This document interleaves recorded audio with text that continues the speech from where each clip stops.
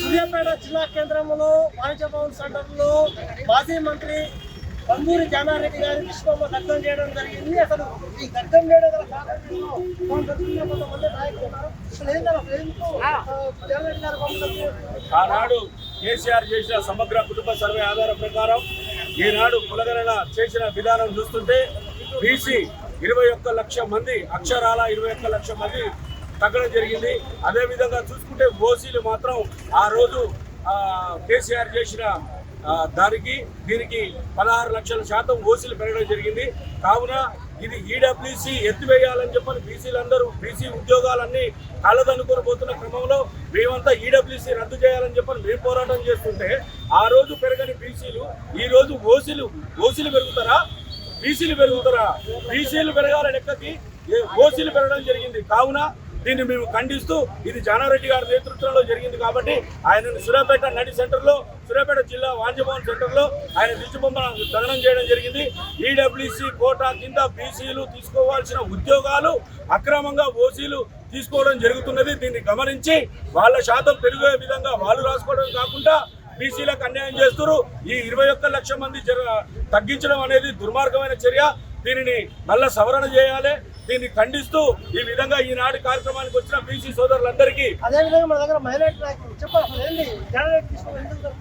ఇప్పుడు 14 ఏది మన ముఖ్యమంత్రి కేసీఆర్ చేసినప్పుడు సర్వే సమగ్ర సర్వే చేసినప్పుడు జనం ఎక్కువ ఉన్నారు. ఇప్పుడు 16 లక్షల జనము ఓసీ పెరుగుతారు.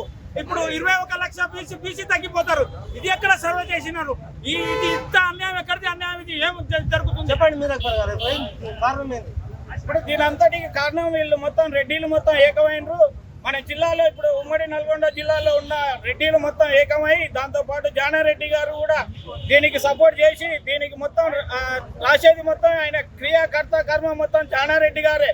దీన్ని ఎప్పుడైనా కానీ ఇకపై జానారెడ్డి గారు మీరు ఇప్పటికైనా గుర్తుపెట్టుకోరు. ఇలాంటి తప్పుడు సలహాలు తప్పుడు సంకేతాలు మన రాష్ట్ర ప్రభుత్వానికి ఇచ్చి అప్పుడు 2014లో ఏదైతే 21 లక్ష మంది ఎక్కువ ఉన్నట్టు అప్పుడు కరెక్ట్ గా చూపించారు. ఇప్పుడు ఎందుకు 21 లక్షల మందిని చూపించలేకపోతున్నారు? వీళ్ళందరూ చచ్చిపోయినరా లేకుంటే 21 లక్షల మంది ఎటుపోయినరు?